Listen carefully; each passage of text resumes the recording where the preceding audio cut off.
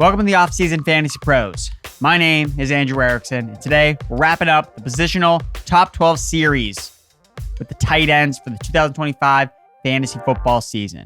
With this list, I've used early ECR and some early best ball ADP. Before I get to my top 12 tight ends, do you want a chance to win a signed Mike Evans Buccaneers helmet for free, courtesy of our friends at pristineauction.com? All you need to do is head to fantasypros.com/contest, complete the form, either download the Fantasy Pros My Playbook app, leave a review for the podcast, follow us on X, Instagram, or TikTok at Fantasy Pros. The more actions you complete, the more entries you'll receive, announcing a winner right here on the podcast. If you're watching on YouTube, be sure to subscribe, turn on those notifications so you can be alerted new episodes are up to claim your prize. Now, let's get to the tight end list. Dalton Kincaid, Buffalo Bills. Bills tight end was a major disappointment in his second season, finishing as the tight end 29 in 13 games played. He showed virtually no weekly ceiling with just a 15% top 12 finisher rate as the tight end 26 in points per game, although he left production on the table as a tight end 16 expected points per game.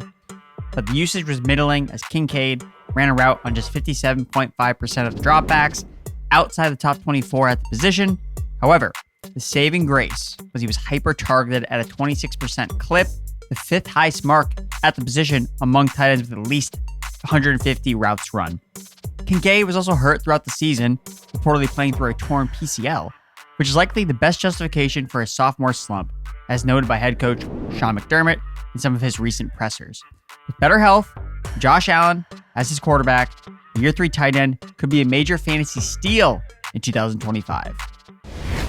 Evan Engram, Jacksonville Jaguars. Engram played 9 games in 2024, but finished tight end 16 in points per game. He went over his receiving yards prop only one time all year, week 8 against the Bears. The Jaguars tight end was much more of a PPR merchant, logging over 5 receptions per game. It's possible that Engram could take on a Chris Godwin-type role in the slot for the Jaguars in 2025 under new head coach and play caller Liam Coen, suggesting more high target volume in his future.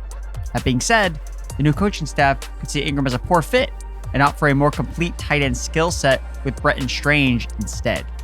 Given Ingram's mid-range tight end draft projection, I'm not sure he's worth the risk in this range. Also, it's possible he's a salary cap casualty. Travis Kelce, Kansas City Chiefs. We finally saw Travis Kelce hit the age cliff. Chiefs tight end was tight end 6 overall and tight end 7 points per game through 17 weeks.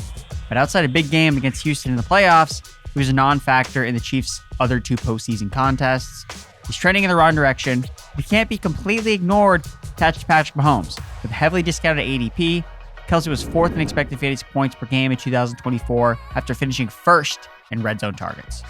Regarding Kelce's future and potential retirement, the team will know by March 15th at the latest. Given the $11.5 million roster bonus in his contract, early indications are the 35-year-old tight end will be returning to Kansas City.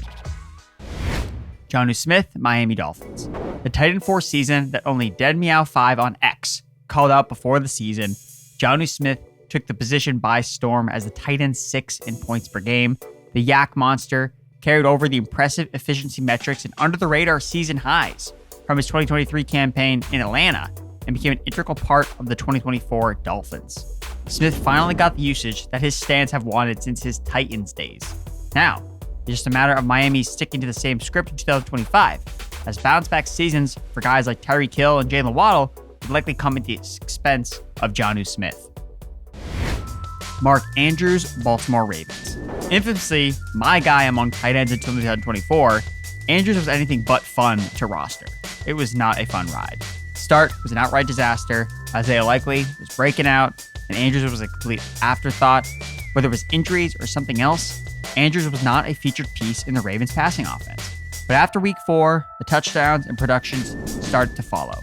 Baltimore tight end was fantasy tight end 5 from week 5 onward, finishing the season as such, 5th highest at the position. Although his tight end 10 status in points per game and expected fantasy points per game as tight end 21 suggests this guy was much closer to a low-end fantasy tight end 1 than an actual top 5 finisher. Andrews was very touchdown dependent, scoring as many times, 11, as his previous 2 seasons combined.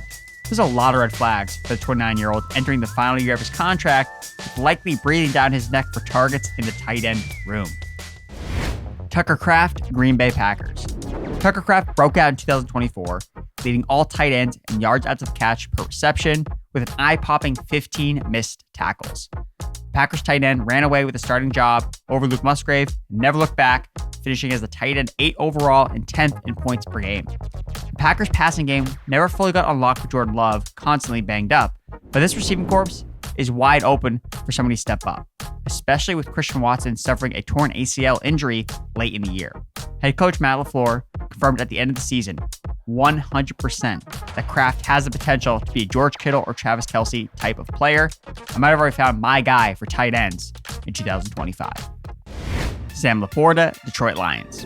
I was against drafting Sam LaPorta as a tight end 1 in 2024. I felt justified by the results. The Lions tight end finished 17 weeks as a tight end 7 and tight end 8 overall in points per game.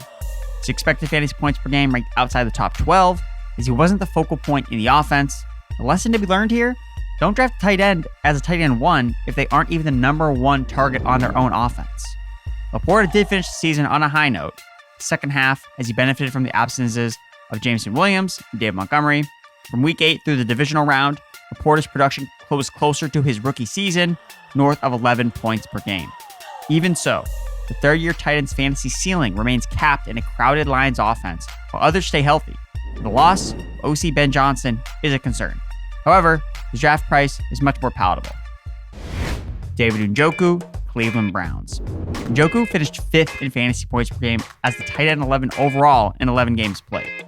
The Browns tight end missed 3 games to start and was placed on IR after week 16.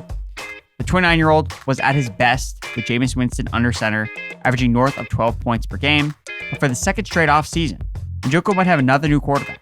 At worst, Njoku's ability to perform with different quarterbacks is encouraging that he won't completely fall off, regardless of who is throwing him passes.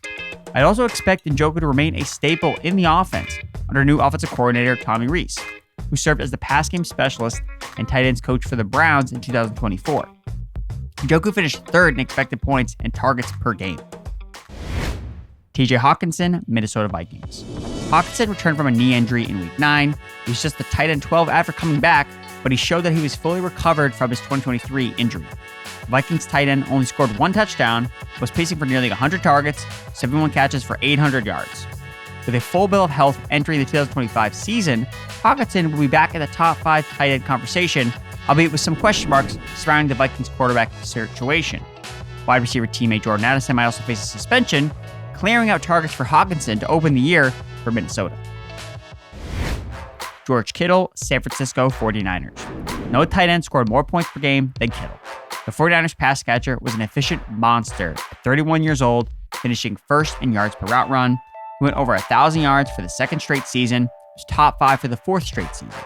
Since his breakout in 2018, Kittle has been a top 5 fantasy tight end in 6 seasons where he's played at least 14 games. Even if the ride is bumpy at times, Kittle's spike weeks are hard to find elsewhere.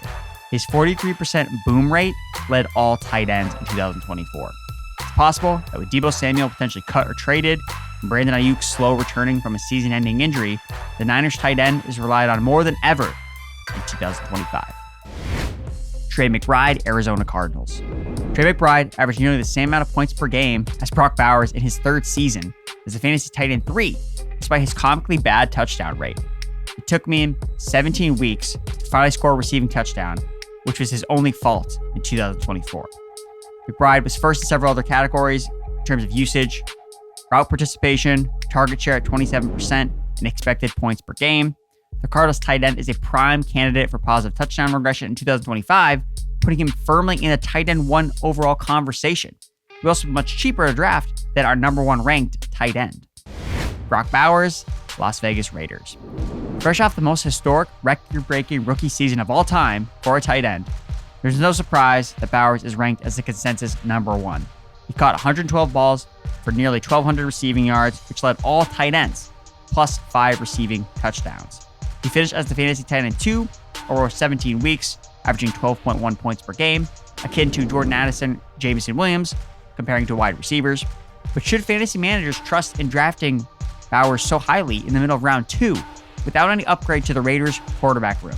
I'm initially hesitant to pull the trigger at that price, given the dynamic between expensive tight ends busting and a surplus of late-round tight ends outperforming their ADP annually. That's the list of top 12 tight ends for the 2025 fantasy football season. Enjoyed this list? Be sure to give it a like, subscribe, share with all your friends. And again, let me know in the comments who got snubbed. Who is your favorite late-round tight end to target this year? But before you do, again, you want a chance to win a signed Mike Evans Buccaneers helmet for free, courtesy of our friends at PrecisionAuction.com. All you need to do is head to FantasyPros.com/contest, complete the form, either download the Fantasy Pros My Playbook app, leave a review for the podcast, follow us on X, Instagram, or TikTok at Fantasy Pros. The more actions you complete, the more entries you'll receive. We're announcing a winner right here on the podcast. If you're watching on YouTube, be sure to subscribe, turn those notifications so you can be alerted when new episodes are up to claim your prize. Thanks for watching.